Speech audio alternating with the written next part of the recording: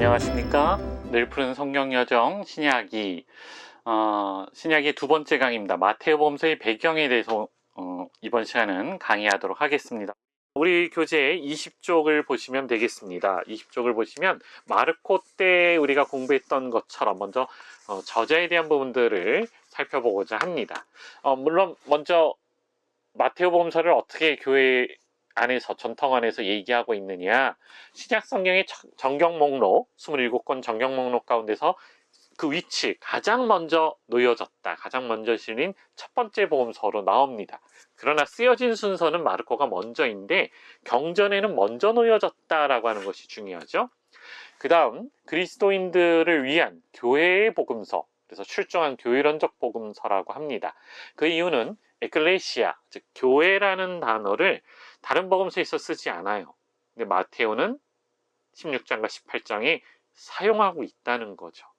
이 부분은 마테오 교회 공동체의 어떤 특수한 상황과 연결되어 있다라고도 하겠습니다. 그래서 교회론적 복음서, 신앙인들의 올바른 지침, 삶의 지침서와 같은, 물론 그래서 윤리적인 부분을 다루고 있으면서도 또 그것이 결국 권위 있는 스승으로서 이 권위 있는 스승의 가르침을 갖고 있는 교회 공동체의 모습을 얘기하는 것이거든요. 그래서 이 부분도 우리가 좀 기억을 해야 되겠고요. 교회 초창기에 가장 많은 교부들에 의해서 인용이 되었다. 알렉산더의 클레멘스라든지 또 바르나바, 이니아쇼, 안티오키아 이니아쇼 성인이라든지 또 초기 교회의 어떤 교리서와 같은 책이지요. 디다케, 이런 초기 교회의 문헌들, 또 교부들이 복음서 중에 가장 많이 인용했다라고 하는 점도 중요합니다. 이 이야기는 결국 마르코 복음서보다도 더 인기 있는 복음서였다라고 보셔도 돼요. 그만큼 잘 짜여졌고 잘 구성되었고 또 예수의 가르침이 풍성하다는 이야기도 됩니다.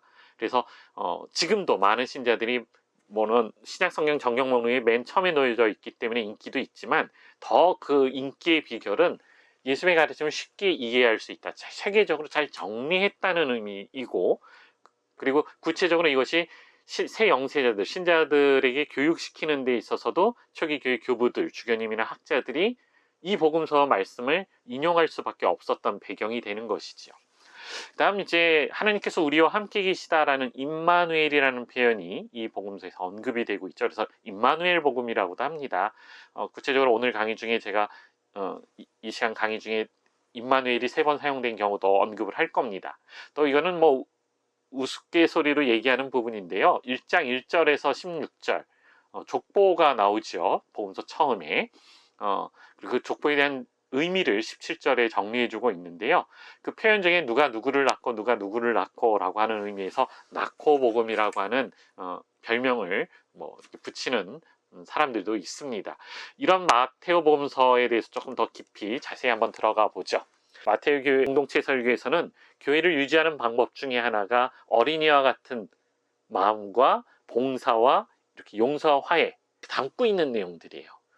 그래서 이 교회라는 단어가 이렇게 처음 사용되는 내용들, 그래서 이 부분을 우리 제 24쪽에서 25쪽에 교회의 권위, 교회 가톨릭, 그러니까 유다계 그리스도 공동체의 교회 안에서 유다교를 계승했다라고 하는 의미에서, 구약 율법을 예수님이 완성하셨다는 의미에서 교회를 강조했다는 내용이죠. 결국 당시 어떤 무력 항쟁, 마사다 항쟁이라든지 랍비들이 히브리어 경전, 율법서만 남았으니까, 성전 파괴, 땅을 다 뺏겼으니까 이 과정 속에서 유다계 그리스도 공동체는 교회 권위, 예수 그리스도의 새로운 완성, 구약의 율법의 완성으로서 이런 것들이 서로 맞물려 가면서 나자렛 예수를 율법의 완성자여, 진정한 메시아로서, 그리스도로서 제시하면서 정통 유다인들과는 거리를 두고 로마 제국과는 그러니까 싸우지 않으려고, 우호적이라는 표현보다는 적대적인 관계를 유지하지 않으려고 하는 이 과정이, 예를 들면 빌라도에 대해서 비교적 우호적으로 표현해 주려고 하는, 그러니까 마테오에서만 소개하는 내용이죠. 빌라도 아내의 꿈 이야기, 마테오 27장 19절, 예수님 죽음에 대해서 책임을 져서는 안 된다라고 하는 어떤 것과 연결해서, 또 예수의 어린 시절 이야기라든지 또 목을 메어 자사는 유다 이야기 등을 통해서 마테오만이 전해주는 고유 자료를 통해서 특히 그 중에서도 빌라도 안의 꿈 이야기 등을 본다면 또 세금 논쟁, 하느님의 것은 하느님에게, 카이사르의 것은 카이사르에게, 이런 과정을 통해서 마테오복음서는 로마 제국과는 그렇게 거리를 두려고 하지 않았습니다. 비교적 뭐 그렇다고 우호적으로 뭐 손을 잡으려고 한 건 아니지만 적대화하지 않으려고 했던 이런 마테오 공동체의 특징이 있다는 거죠. 그러면서 마테오 공동체가, 즉 이 교회가 유다이즘을 완성한, 유다교를 완성한 공동체라는 것들을 구약 성경 인용 횟수를 통해서도 알 수가 있습니다. 직간접적으로 약 130여 개가 되고요. 그래서 유다이즘 안에서 탄생했지만 그 유다이즘을 완성하고 있고, 교회 공동체 안에서 그 교회 공동체를 만드시고 교회 공동체 권위 있는 분이 가르침, 구약을 완성하신 예수님이라는 것, 스승으로서의 예수님의 모습을 강조하면서 이 공동체는 어떻게 살아가야 되는지, 어떤 올바른 지침, 윤리적 지침 안에서 살아가야 되는지를 보여주고, 그것이 지향하는 바는 모든 이들에게 구원의 문을 열어놨다라고 하는 것, 이것이 마태복음의 이야기가 되겠습니다. 좀 긴 시간 배경에 대해서 마태복음서 설명을 드렸고요. 우리 책으로는 이제 28쪽 마태복음서의 구조 부분이 있고 유년기 이야기에 대해서 다루는데, 이 부분을 스승이신 그리스도니, 우리 책으로는 3장이 되겠죠, 하고 연결해서 좀 다음 강의에서 제가 말씀을 드리도록 하겠습니다. 오늘 강의는, 이번 강의는 여기서 마치도록 하겠습니다. 감사합니다.